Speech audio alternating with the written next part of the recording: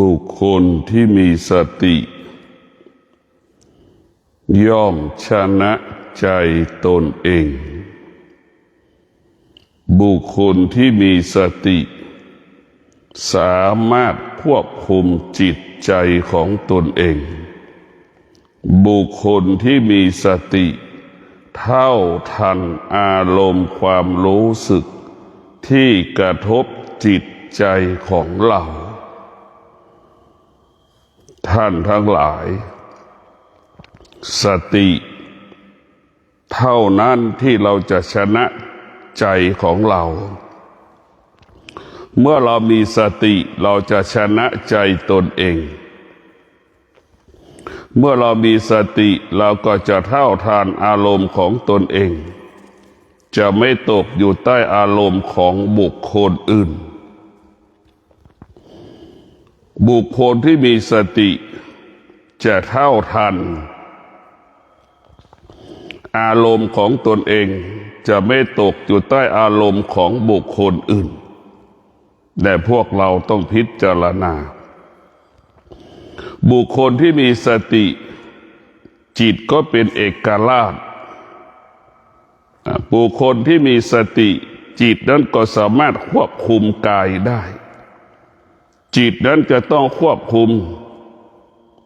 อริยบททั้งสี่ได้จิตนั้นก็สามารถจัดการบริหารอริยบททั้งสี่นั้นได้จะนั่งก็รู้จะเดินก็รู้จะกินก็รู้จะยืนก็รู้เรียกว่าสติจะเป็นผู้ควบคุมจิตจิตจะเป็นผู้ควบคุมกายจิตจะเป็นผู้ควบคุมอารมณ์ที่ตามันสัมผัสรู้สึกในรูปหูมันสัมผัสรู้สึกในเสียงจมูกรู้สัมผัสกับกลิ่นที่กระทบลิ้นสัมผัสรู้สึกกับรสชาติผลไม้อาหารต่างๆพวกเราทั้งหลายผู้ที่มีสติจะเป็นผู้ที่สำรวม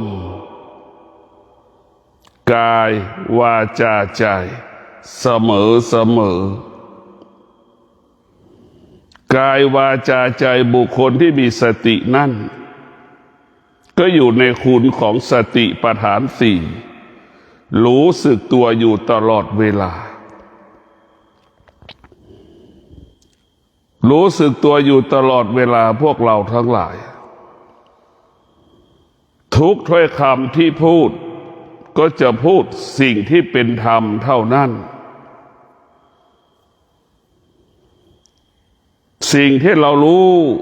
สารพัดสิ่งที่เรารู้ที่มันผ่านตาหูจมูกลิ้นกายใจเรามีสติที่จะรู้สิ่งที่เป็นธรรมเท่านั้นการกระทำใด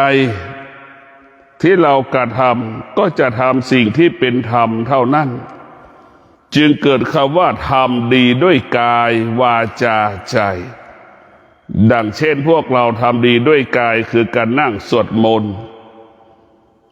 นั่งสมาธิทำดีด้วยกายเอากายเป็นธรรมเป็นทุน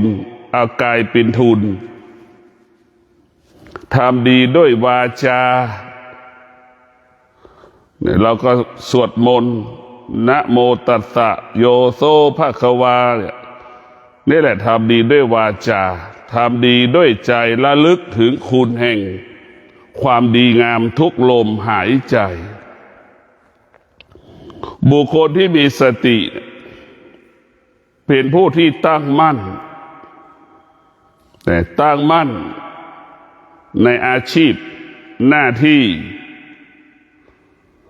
ตั้งมั่นในคุณของความดีอยู่ตลอดเวลาทุกลมหายใจเรียกว่าบุคคลที่มีสติจะเป็นผู้ที่ละเอียดปราณีตสุขุมรอบคอบบุคคลที่มีสติจะเอาชนะจิตตนเองเช่นวันนี้เรามีสติและมีสัจจะ สติจะต้องอาศัยสัจจะสติจะต้องอาศัยความอดทนสติจะต้องอาศัยวิริยะภาคเพียรวันนี้จะเป็นใบ้1 วันวันนี้จะงดกินข้าว1 วันอันนี้แหละพวกเราทั้งหลายงดกินข้าว1 วันงดเป็นใบ้1 วันนี่แหละคือสติให้เราอยู่ในคุณของความดีในพวกเราทั้งหลายพิจารณาเมื่อเรามีสติมีสัจจะมีวิริยะขันติคำว่าสำเร็จในสิ่งที่เราตั้งใจเกิดขึ้นกับเราตั้งใจจะงดเป็นใบ้1 วันงดการพูดเราก็ทำได้เราจะงดกินข้าว1 มื้อก็ทำได้เราจะงดข้าววันนี้ทั้งวันเราจะไม่กินข้าวเราก็ทำได้พวกเราต้องพิจารณาถ้าเรามีสติเราจะชนะใจตนเองเราจะเรียกว่าเราจะสำรวมกายวาจาใจเราจะหยุดยั้งยับยั้งความคิดความรู้สึกและการกระทำได้นี่คือเราจะชนะความอยากถ้าเรามีสติเท่าทานความอยากถ้าเรามีสตินี่คือสติจะเท่าทานความอยากชนะความอยากหยุดยั้งความอยากจนถึงที่สุดความอยากก็สลายหายไปเหมือนกลิ่นของเน่าของเหม็นนะความรู้สึกว่าเป็นความอยากก็เหมือนกลิ่นของเน่าของเหม็นหรือกลิ่นของหอมนะเป็นลักษณะแบบนั้นเมื่อเรามีความอดทนอยู่ในท่ามกลางกลิ่นของเน่าของเหม็นกลิ่นของเน่าของเหม็นมันก็จะหายไปเหมือนได้รับกลิ่นขี้หมูก็ดีท้ายสุดกลิ่นขี้หมูมันก็หายไปจากเรานี่แหละเรามีสติรู้เท่าทานมันเรามีสติรู้เท่าทานมันแล้วเราไม่ต้อนรับมันจนถึงที่สุดขี้หมูมันก็สลายหายไปเหมือนกลิ่นของเน่าของเหม็นนั่นแหละพวกเรามีสติเราจะหยุดยั้งความอยากยับยั้งความอยากหยุดยั้งความโลภความโกรธความหลงได้เรียกว่าเรามีสติเราจะบริสุทธิ์กายบริสุทธิ์วาจาบริสุทธิ์ใจบริสุทธิ์กายวาจาใจเราบริสุทธิ์ตลอดกาลเวลาเมื่อเรามีสติจะไม่มีสิ่งใดที่มาทำให้กายวาจาใจเราขุ่นมัวได้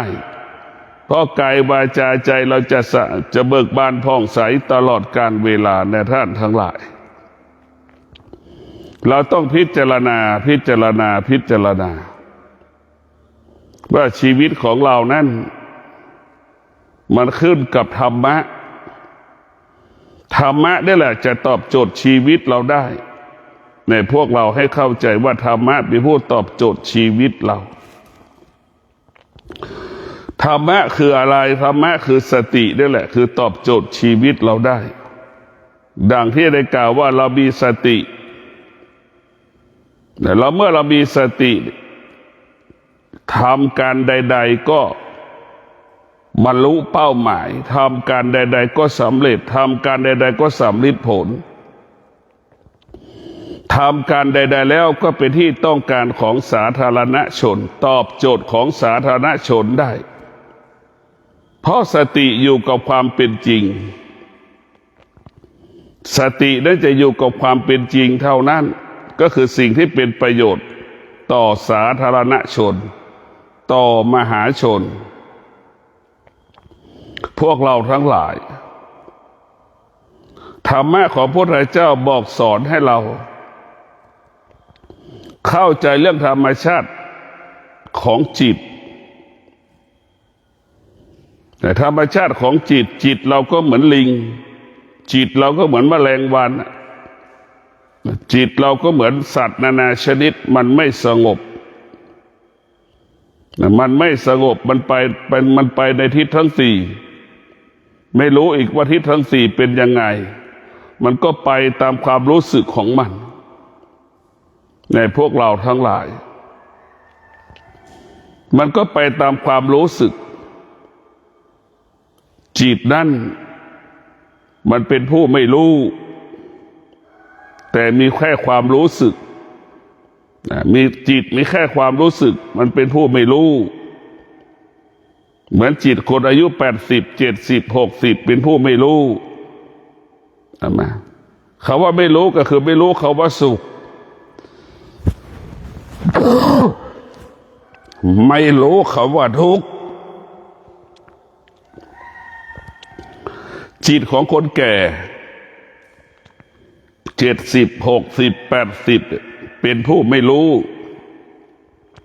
คำว่าเป็นผู้ไม่รู้ก็หมายคือไม่รู้กับสุขกับทุกข์เราก็สำแดงอาการสุขมันเกิดคนแก่ก็สำแดงอาการทุกข์ก็สำแดงอาการสุขก็สำแดงอาการนั่นแหละรู้สึกเฉยๆแต่ไม่รู้ว่าสุขว่าทุกข์คือเกิดขึ้นที่ไหนอะไรเป็นสุขเป็นทุกข์มันก็เหมือนเด็ก6 ขวบแม่ไม่ให้ขนมกินแม่ไม่ให้มันทำไม่ให้ทำสิ่งนั้นไม่ทำสิ่งนี้มันก็ออกอาการเนี่ยเป็นอย่างนั้นแหละเพราะฉะนั้นพวกเราทั้งหลายเราจะต้องฝึกจิตของเราต้องอบรมจิตของเราเมื่อเราฝึกจิตอบรมจิตเราก็สามารถควบคุมจิตเราได้เมื่อเราอบรมจิตควบคุมจิตเราก็สามารถกำหนดจิตเราได้เมื่อเราฝึกจิตอบรมจิตเราก็สามารถกำกับจิตเราได้มันก็เป็นไปตามที่เราต้องการและปรารถนาแต่ทุกวันนี้เราไม่สามารถควบคุมจิตเราไม่สามารถควบคุมจิตได้ก็เพราะเราไม่ได้ฝึกจิตเราจึงไม่สามารถควบคุมจิตได้เราไม่ได้ฝึกจิตเราไม่สามารถกำกับจิตได้เราไม่สามารถควบคุมเราไม่ได้ฝึกจิตเราก็ไม่สามารถกำหนดจิตมันได้แต่พวกเราทั้งหลายจิตของเราก็เหมือนช้างที่เราจับมาช้างธรรมชาติอยู่ในป่าเราก็จับช้างป่ามาฝึกจนถึงที่สุดช้างป่าก็มาฝึกลากจูงได้มาลากจูงได้นะพวกเรามันมาลากจูงได้นั่นแหละเราสติก็เหมือนคนฝึกช้างจิตเราก็เหมือนช้างเมื่อสติฝึกจิตมันจึงเป็นจิตผู้รู้ถึงเวลาไปลากจูงช้างก็จะไปลากจูงถึงเวลาทำงานช้างมันก็จะทำงานนี่แหละคือจิตที่มันฝึกมันจะรู้มันเหมือนช้างเหมือนปางช้างที่ต่างๆที่เขาฝึกช้างนั่นแหละเราจะเห็นว่าจิตเราจะเป็นเช่นนั้นถ้าฝึกฝนก็เหมือนช้างเสร็จรู้กำกับได้กำหนดได้ควบคุมมันได้นั่นแหละคือจิตที่ฝึกฝนอบรมเหมือนช้างจับช้างอยู่ในป่ามาฝึกเราจึงกำกับกำหนดควบคุมมันได้เมื่อเรากำกับได้กำหนดได้ควบคุมได้เราก็ชนะใจตนเองเมื่อเราจะชนะใจตนเองเมื่อเราฝึกจิตแล้วเราก็จะชนะจิตตนเองชนะใจตนเองแล้วก็ชนะจิตคนอื่นชนะบุคคลอื่นๆหมายความว่าสิ่งที่เราฝึกจิตเราจะชนะทุกสิ่งทุกอย่างรู้100 ครั้งเราก็ชนะ100 ครั้งรู้สึก100 ครั้งเราก็ชนะ100 ครั้งเพราะเราฝึกจิตเราจะไม่ตอบสนองสิ่งที่เรารู้เราจะไม่ยึดติดสิ่งที่เรารู้เราจะไม่สงสัยสิ่งที่เรารู้เราจะไม่ตามรู้สิ่งที่เรารู้เพราะฉะนั้นผู้ที่ฝึกจิตจึงรู้ว่าสิ่งที่เรารู้มันไม่เที่ยงนี่แหละคือจิตของเรามันจะรู้ความจริงเมื่อเรารู้ตนเองแล้วก็ชนะใจตัวเองตลอดเวลาเราจะไม่ตกอยู่ใต้อารมณ์ของตนเองเราจะไม่ตกอยู่ใต้อารมณ์ของบุคคลอื่นๆเราจะไม่ตกอยู่ใต้อำนาจเหตุการณ์ต่างๆของบุคคลใดบุคคลหนึ่งเราจะอยู่เหนือบุคคลใดบุคคลหนึ่งแต่พวกเราต้องพิจารณาชีวิตของเรานั้นไม่มีอะไรนอกจากมีธรรมเท่านั้นถึงจะมีคุณค่าแต่ถ้าเรามีธรรมเราชีวิตเราก็จะมีคุณค่ากายก็มีคุณค่าจิตก็มีคุณค่าหัวใจเรามีธรรมทุกอย่างร่างกายเราจะมีคุณค่าหมดทุกสิ่งทุกอย่างแต่พวกเราทั้งหลาย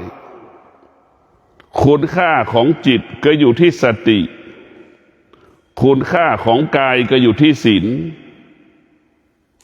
ในพวกเราทั้งหลายคุณค่าของกายของจิตอยู่ที่ปัญญาปัญญาเท่านั้นจะทำให้เรากายกับจิตนั้นมีคุณค่าสูงส่งยิ่งขึ้นไปเราต้องพิจารณากายกับจิตเพราะกายมันเสื่อมมันเจ็บมันปวดเรามีสติเราก็ชนะมันชนะความเจ็บปวดที่มันเกิดขึ้นที่กายกับในพวกเราทั้งหลายกายมันเจ็บมันปวดกายมันทุกข์ทรมานลำบากตั้งแต่หัวเข่าก็เจ็บเอวก็เจ็บหลังก็เจ็บและนี่คือมันเจ็บมันปวดอยู่ตลอดเวลานะพวกเราต้องพิจารณาชีวิตของเรามันไม่มีสิ่งใดที่จะทำให้เรานั้นดีขึ้นนอกจากธรรมะนี่แหละจะทำให้เราดีขึ้นมนุษย์ทั้งหลายต้องการความเจริญมนุษย์ทั้งหลายก็ต้องมีสติมนุษย์ที่มีสติความเจริญรุ่งเรืองงอกงามเกิดขึ้นคำว่าความเจริญงอกงามก็หมายถึงปัจจัยสี่มีกินมีใช้เหลือกินเหลือใช้นี่แหละคือมนุษย์ที่มีสติจะมีกินมีใช้เหลือกินเหลือใช้อุดมสมบูรณ์ไปด้วยทรัพย์สมบัติปัจจัยสี่เครื่องอำนวยความสะดวกในการดำเนินชีวิตสติเพราะได้สติจึงทำให้ชนะสิ่งที่เราเรียกว่าสติจะทำให้เราบรรลุเป้าหมายผู้ที่มีสติก็คือผู้ที่มีเป้าหมายในการดำเนินชีวิตผู้ที่ขาดสติเป็นผู้ที่ไม่มีเป้าหมายในการดำเนินชีวิต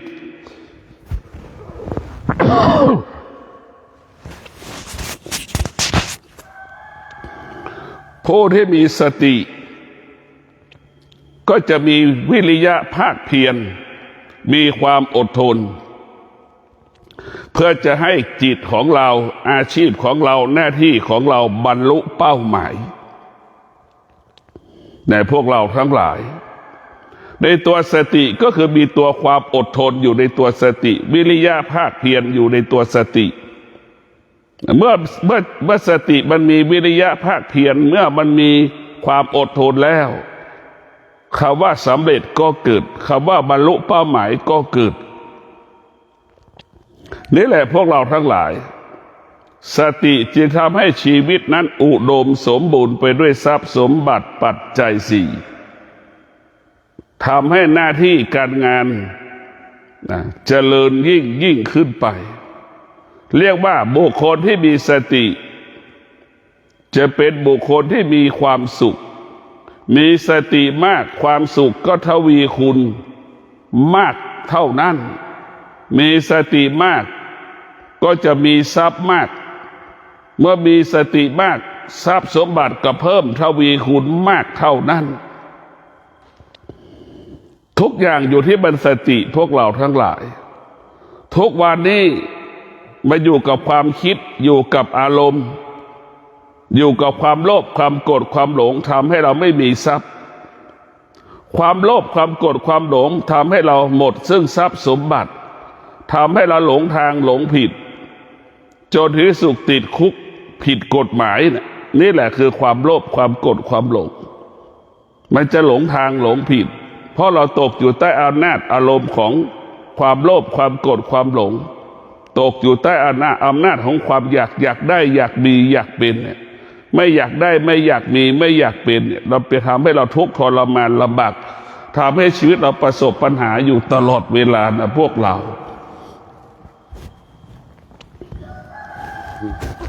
าต้องมีสติพิจารณาเนี่ยเราบอกว่าสติแล้วเมื่อเรามีสติเราจะไม่หลงทางแต่มนุษย์ทั้งหลายไม่ได้ฝึกจิตมันก็หลงอารมณ์หลงความคิดหลงตัวเองนั่นแหละเหมือนหนุ่มเหมือนสาวหลงในการแต่งตัวของตัวเองคิดเองเองอย่างนั้นแหละหนุ่มสาวแต่งตัวเพื่อจะไปอวดคนอื่นอยากให้คนอื่นชื่นชมอยากให้ตัวเองโดดเด่นสง่างามกว่าคนอื่นคิดเองเอง เพราะฉะนั้นพวกเราทั้งหลายเราจะงดใช้ความคิดเมื่อเรางดใช้ความคิดเราจะเป็นต้องใช้สติต้องเอาจิตไปพึ่งพาสติ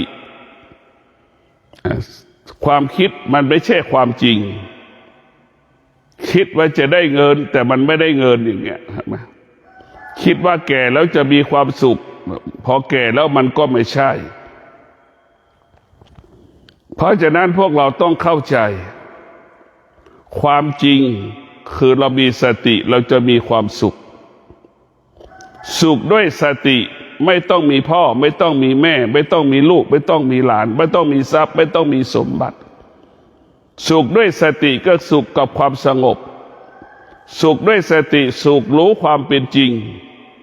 สุขด้วยสติเป็นสุขของธรรมะที่ปราศจากความโลภความโกรธความหลงปราศจากปัจจัยสี่ปราศจากเครื่องมืออำนวยความสะดวกในพวกเราทั้งหลายได้สุขด้วยธรรมก็เหมือนมะม่วงที่มันสุกนั่นแหละเหมือนผลไม้ที่มันสุกนั้นสุกด้วยธรรมจะละเอียดจิตเราจะละเอียดกายเราก็ละเอียดจะทำอะไรก็สุขุมรอบคอบนั่นแหละคือสุขด้วยธรรมในพวกเราต้องมีสติทุกอย่างถ้าเรามีสติเราจะชนะทุกอย่างคิดก็ชนะพูดก็ชนะกระทำการใดก็ชนะนี่แหละเราชนะใจตนเองชนะใจบุคคลอื่นๆนั่นแหละคือเรียกว่าชนะในพวกเราทั้งหลายเราจะชนะใจตัวเองได้เราจะชนะใจคนอื่นได้มันต้องชนะด้วยธรรมคนอื่นจะยอมรับเราเมื่อเรามีสติเหมือนเรายอมรับหลวงปู่มั่นเหมือนเราต้อนรับหลวงปู่มั่นเราศรัทธาหลวงปู่มั่นเพราะหลวงปู่มั่นอุดมสมบูรณ์ไปด้วยสติสมาธิปัญญาสติสมาธิปัญญาจึงทำให้หลวงปู่มั่นโดดเด่นสง่างามในท่ามกลางของโลกใบนี้ไม่มีใครไม่รู้จักหลวงปู่มั่นไม่มีเพราะฉะนั้นการที่เราลงธรรมะเธอหลวงปู่มั่นก็เป็นมนุษย์แต่ทำไมหลวงปู่มั่นโดดเด่นเหนือกว่ามนุษย์ทั้งปวงบนโลกใบนี้ก็เพราะหลวงปู่มั่นอุดมสมบูรณ์ไปด้วยสติสมาธิและปัญญาอยู่ในร่างกายของหลวงปู่มั่นอยู่ในดวงจิตของหลวงปู่มั่น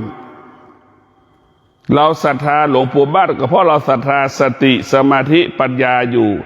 สมบูรณ์บริบูรณ์อยู่ในจิตใจของหลวงปู่มั่นสมบูรณ์บริบูรณ์ด้วยธรรมเราจึงต้อนรับหลวงปู่ด้วยธรรมเราจะศรัทธาหลวงปู่เราเคารพหลวงปู่เราจะเป็นต้องเอาธรรมนี่แหละการปฏิบัติธรรมถวายหลวงปู่ในพวกเราทั้งหลายเรามีสติเราก็สมปรารถนาในพวกเราทั้งหลายเรามีสติเราก็จะเป็นผู้ที่โชคดีดวงดีนะไม่ใช่ดวงดีเพราะเราไปขอพรหลวงพ่อรูปนั้นหลวงพ่อรูปนี้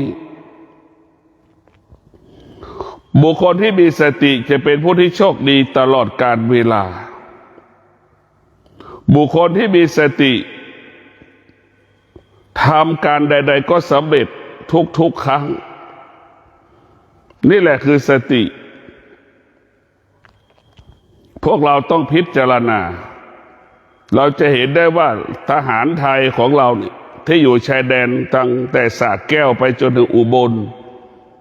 ไปถึงบุรีรัมย์เนี่ยสุรินทร์บุรีรัมย์เนี่ยทหารไทยเรามีสติและก็มีความอดทนมีวิริยะภาคเพียรรู้ตลอดเวลารู้และก็อยู่เหนือรู้อีกรู้อยู่เหนือรู้ทหารไทยจึงชนะทหารเขมรนี่แหละเรารู้แล้วก็อยู่เหนือรู้เราจึงชนะในพวกเราทั้งหลายเมื่อเรามีสติเมื่อไหร่เราก็ชนะทุกอย่างสติจะอยู่กับความเป็นจริงสติอยู่กับความเป็นจริงเมื่อเราขาดสติเราจะอยู่กับความไม่เป็นจริงในพวกเรา สตินั้นอยู่กับความเป็นจริงตลอดกาลเวลาผู้ที่มีสติจึงชื่อว่าเป็นผู้ที่มีความพร้อมตลอดกาลเวลาสติจะทำให้ตาพร้อมหูพร้อมจมูกลิ้นกายใจพร้อมทั้งหมดในพวกเราทั้งหลายสติจะทำให้ตาหูจมูกลิ้นกายใจมีความพร้อมต้อนรับธรรมนะจะต้องมีต้อนรับธรรมตาของเรามีธรรมก็คือตาเรามีสมาธิหูของเรามีธรรมหูเรามีสมาธินี่แหละสมาธินั่นแหละคือธรรมเมื่อตามีสมาธิหูมีสมาธิมือมีสมาธิอวัยวะมีสมาธิทำการใดๆก็ชนะสำเร็จทำการใดๆก็ละเอียดปาณีตสุขุมรอบคอบทำการใดๆออกมาแล้วคนยอมรับการนี้แหละคือเรามีสมาธิตามีธรรมหูมีธรรมจิตเรามีธรรมธรรมเหล่านี้ก็คือควบคุมกายของเราเหมือนช่างศิลปะแกะสลักพระนั่นแหละแน่พวกเราทั้งหลายเหมือนช่างแกะสลักพระมีสติมีสมาธิในการแกะสลักรูปเหมือนต่างๆเมื่อเรามีสติเมื่อเรามีสมาธิเนี่ยพวกเราก็ต้องพิจารณาสติสมาธินี่สำคัญเมื่อเรามีสติเมื่อเรามีสมาธิชีวิตของเราก็เรียกว่างอกงามเหมือนดอกทานตะวันรับแสงพระอาทิตย์นั่นแหละพวกเราทั้งหลายต้องมีสติต้องมีสมาธิดวงจิตเราถึงจะงดงามงอกงามพวกเราทั้งหลายคนที่ฝึกฝนจิต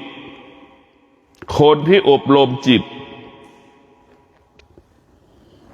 เป็นผู้ที่เห็นธรรมเป็นผู้ที่มีความพยายามจะเข้าถึงธรรมนี่แหละคือเห็นธรรมจึงฝึกจิตจึงให้จิตละสิ่งที่จิตมันยึดติดมาให้ละให้หมดเหมือนเจ้าชายสิทธัตถะละพระราชวังละสาละภรรยาตนเองละลูกตนเองเสียสละเพราะฉะนั้นเจ้าชายสิทธัตถะจึงเป็นผู้เสียสละอันยิ่งใหญ่ให้กับโลกใบนี้ในพวกเราทั้งหลายเป็นผู้ที่เสียสละจึงรู้ว่าการอยู่กับลูกการอยู่กับครอบครัวพ่อแม่สามีภรรยามันเหมือนคนติดคุกพระองค์ท่านก็จึงเห็นความจริงแต่พระองค์ท่านก็เห็นความจริงเมื่อเห็นความจริงก็เอาความไปแสวงหาความจริงจนได้พบความจริงจึงเป็นศาสดาเอกของโลกเพราะ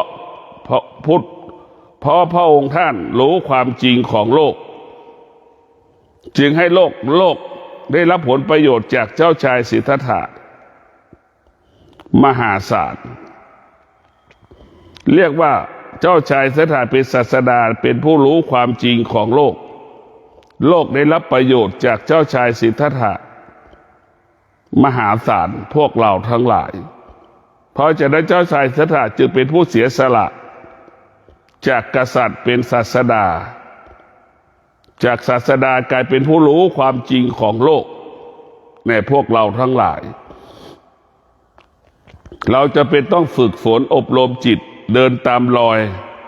พ่อแม่ครูบาอาจารย์เมื่อเราฝึกฝนจิตเมื่อเราอบรมจิตของเราจิตของเรานั้นก็จะค่อยรู้ค่อยๆเห็นแต่มันก็ค่อยละบางคนละใช้เวลายาวนานบางคนก็ละใช้ระยะเวลาอันสั้นพวกเราทั้งหลาย บางคนใช้ระยะเวลายาวนานบางคนใช้ระยะเวลาอันสั้นขึ้นกับเรามีสติมากก็จะตัดได้ไวเรามีสติน้อยเราจะตัดได้ช้าเนี่ยพวกเราทั้งหลายต้องพิจารณาชีวิตของเรามันไม่มีอะไรที่จะต่ำและสูงต่ำเพราะไม่มีธรรมสูงเพราะเรามีธรรมนะสูงเพราะเราฝึกจิตต่ำเพราะเราไม่ได้ฝึกจิตจิตเราจะอยู่ที่ต่ำถ้าจิตไม่ได้ฝึกฝนก็เหมือนเสือเหมือนงูหลวมเหมือนเสือที่กินงัวแหละจิตอยู่ที่ต่ำแบบนั้นแหละเหมือนงูเหลือมเนี่ยกินสัตว์นานาชนิดพวกเราทั้งหลายมันจะเป็นแบบนั้นแหละจิตไม่ได้ฝึกฝนก็จะเป็นของต่ำจิตได้เป็นของต่ำจิตได้รับการฝึกฝนจิตก็จะอยู่ของสูงอยู่ที่สูงจิตมนุษย์กับจิตสัตว์เสมอกันแตกต่างแค่รูปแบบแตกต่างแค่รูปแบบแต่มนุษย์มีความรู้สึกมากกว่าสัตว์เป็นร้อยเท่าพันเท่ามีความอยากมีความต้องการมากกว่าสัตว์ร้อยเท่าพันเท่าสัตว์มันมีความรู้สึกน้อยไม่กี่อย่างในพวกเราทั้งหลายเพราะฉะนั้นสัตว์มันก็คงความเป็นสัตว์แต่มนุษย์รักษาการเป็นมนุษย์ไม่ได้มนุษย์รักษาการเป็นมนุษย์ไม่ได้มนุษย์จะไปแย่งการเป็นสัตว์ทวีคูณขึ้นทุกวันทุกวันเช่นแม่ที่มีลูกไม่สามารถเลี้ยงลูกได้เอาไปให้กับบุคคลอื่นทิ้งลูกอย่างเงี้ยแม่ประเภทนี้ก็จะกลายเป็นสัตว์ปกติแม่มีลูกแม่จะต้องเลี้ยงลูกปกติลูกต้องอยู่กับแม่แต่ลูกไปอยู่กับบุคคลอื่นบุคคลอื่นเป็นผู้รับภาระอย่างเงี้ยนั่นแหละแม่ประเภทนี้ก็จะกลายเป็นสัตว์ในพวกเราทั้งหลายลูกก็เช่นเดียวกันมีพ่อมีแม่ไม่สามารถเลี้ยงพ่อเลี้ยงแม่ได้เอาพ่อแม่ไปไว้สงเคราะห์คนชราเอาพ่อแม่ไปไว้สงเคราะห์ที่รับเลี้ยงคนแก่เห็นไหมแล้วก็ใช้คำพูดว่าแม่จะมีเพื่อนพ่อจะมีเพื่อนอันนี้แหละแต่ตัวเองกับเสวยความสุขอยู่กับผัวตัวเองกับเมียตัวเองกับลูกตัวเองเนี่ยและเราไม่คิดเลยว่าวันหนึ่งเราแก่แล้วเราจะต้องไปอยู่สงเคราะห์คนชราเหมือนพ่อเหมือนแม่จะเสียใจขนาดไหนเหมือนแม่เสียใจนั่นแหละไม่มีแม่คนไหนมีพ่อคนไหนหรอกที่มีความสุขที่จะออกจากโลกและไปอยู่กับบุคคลอื่นๆยิ่งแก่เท่าไหร่ลูกคนแก่ลักษณะของคนแก่ยิ่งแก่เท่าไหร่ก็ยิ่งคิดถึงลูกคิดถึงหลานอยากอยู่ใกล้ลูกอยากอยู่ใกล้หลานนี่แหละคือลักษณะของคนแก่ยิ่งแก่ยิ่งอ่อนแอเนี่ยพวกเราแต่เราเอาคนแก่ไปไว้สงเคราะห์คนชราอย่างเงี้ยสถานที่รับเลี้ยงคนแก่อย่างเงี้ยพ่อแม่ก็จะเสียใจเนี่ยมีแม่แต่ไม่เลี้ยงแม่มีพ่อไม่สามารถเลี้ยงพ่อได้แต่ตัวเองกลับไปเลี้ยงผัวตัวเองเลี้ยงเมียตัวเองเลี้ยงลูกตัวเองเนี่ยกับตัวเองอยู่กับลูกอยู่กับผัวเนี่ยถามว่ามันยุติธรรมไหมมันไม่ยุติธรรมหรอกพวกเราเป็นธรรมมันก็ไม่เป็นธรรมเพราะมันไม่มีธรรมลูกไม่มีธรรมลูกก็จะเอาพ่อแม่ไปไว้สถานที่ตรงนี้หมดก็มีเหตุมีผลมีข้ออ้างแม่จะมีเพื่อนพ่อจะมีเพื่อนอย่างนั้นอย่างนี้นี่แหละพวกเรามีเวลาให้สามีตัวเองภรรยาตัวเองลูกตัวเองแต่ไม่มีเวลาให้พ่อแม่ตัวเองนี่แหล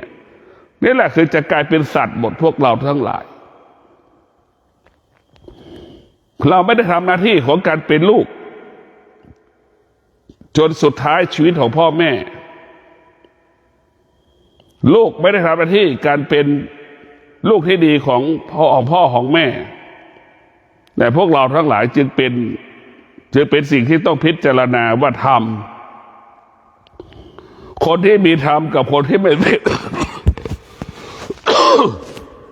คนที่มีธรรมกับคนที่ไม่มีธรรมแตกต่างกันบอกแล้วว่าคนที่มีธรรมคนที่มีสติอยู่กับความเป็นจริงจะมีเวลาให้แม่ลูกที่มีธรรมะมีเวลาให้พ่อ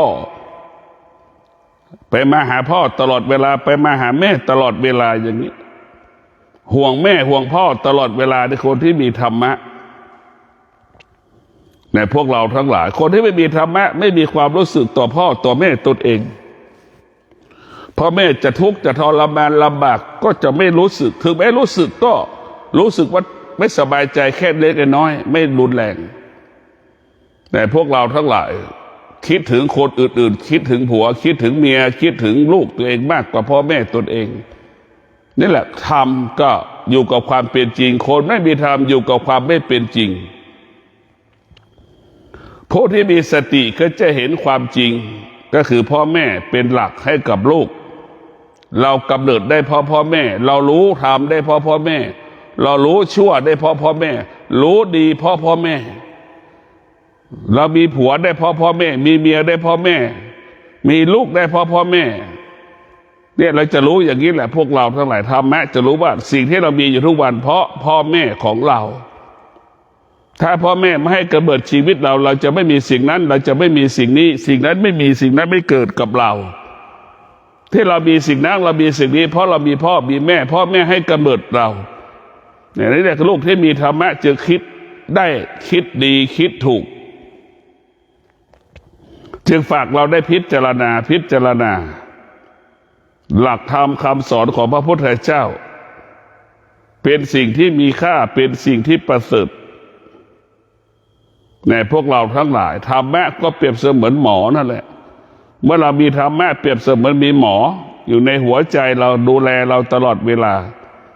ยามทุกข์ทรมานเราเจ็บป่วยก็มีหมอมาดูแลพยาบาลมาดูแลนั่นแหละยามเราเจ็บป่วยก็มียาทุกชนิดให้เรารักษาให้เราได้หมดเนี่ยคือธรรมะเรียกว่าธรรมะโอสถธรรมะรักษาโรครักษากายรักษาจิตมันฟุ้งซ่านก็อาศัยสติกายมันเจ็บป่วยก็ต้องอาศัยความอดทนนี่แหละให้เรารู้ความจริงเห็นความจริงตลอดเวลานะพวกเราต้องพิจารณาคนที่มีสติตั้งมั่นนะอย่างครูบาเจ้าศรีวิชัยสร้างถนนขึ้นดอยสุเทพผู้ที่สร้างบรรพชนของเรามีสติก็ตั้งมั่นสร้างถนนขึ้นสู่พระธาตุดอยสุเทพได้นั่นแหละคือคนที่มีสติเมื่อสติมันมีแล้วมันจะมีความอดทนก็เกิดวิริยะภาคเพียรก็เกิดปัญญาก็เกิดจึงเกิดทักษะในการสร้างถนนขึ้นสู่พระธาตุดอยสุเทพเห็นไหมพวกเราทั้งหลาย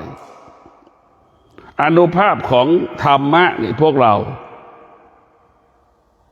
มันยิ่งใหญ่เหมือนครูบาเจ้าศรีวิชัยเรามีสติมีสัจจะมีวิริยะมีขันตินะมุ่งมั่นที่จะสร้างถนนขึ้นสู่พระธาตุดอยสุเทพจนถึงที่สุดก็บรรลุเป้าหมายถึงที่สุดก็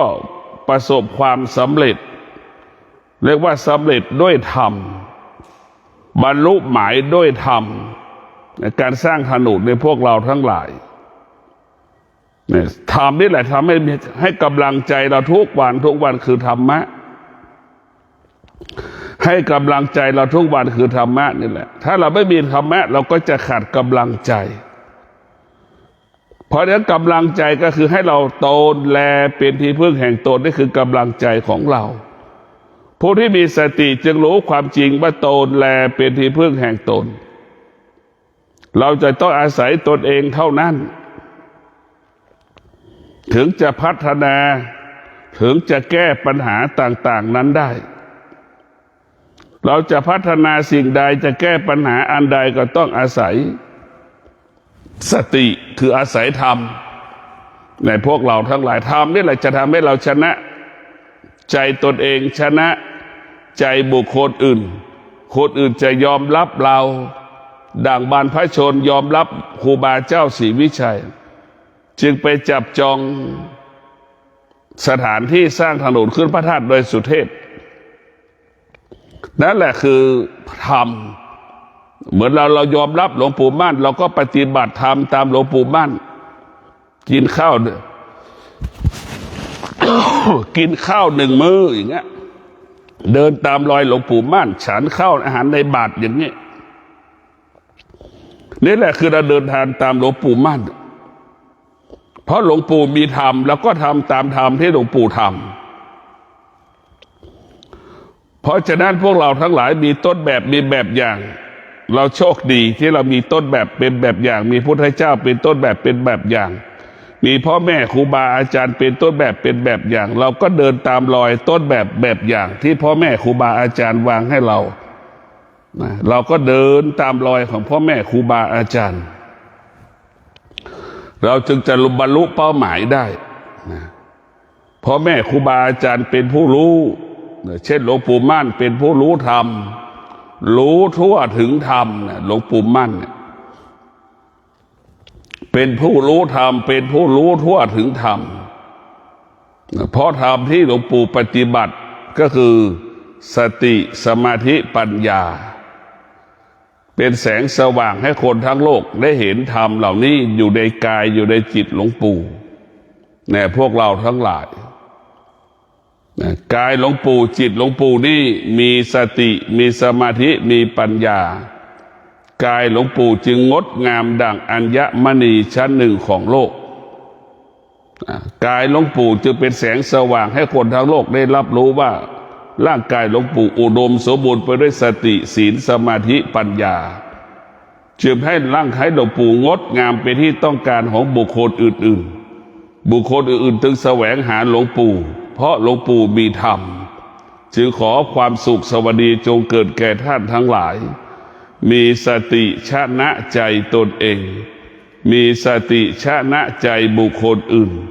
มีสติอยู่เหนืออารมณ์ของตนเองอยู่เหนืออารมณ์ของบุคคลอื่นมีสติเป็นเอกราชมีสติอยู่เหนือความโลภความโกรธความหลงมีสติอยู่เหนือความตัณหาราคะอยู่เหนือกิเลสอยู่เหนือความเศร้าหมองมีแต่จิตใจเบิกบานผ่องใสตลอดกาลขอเจริญพร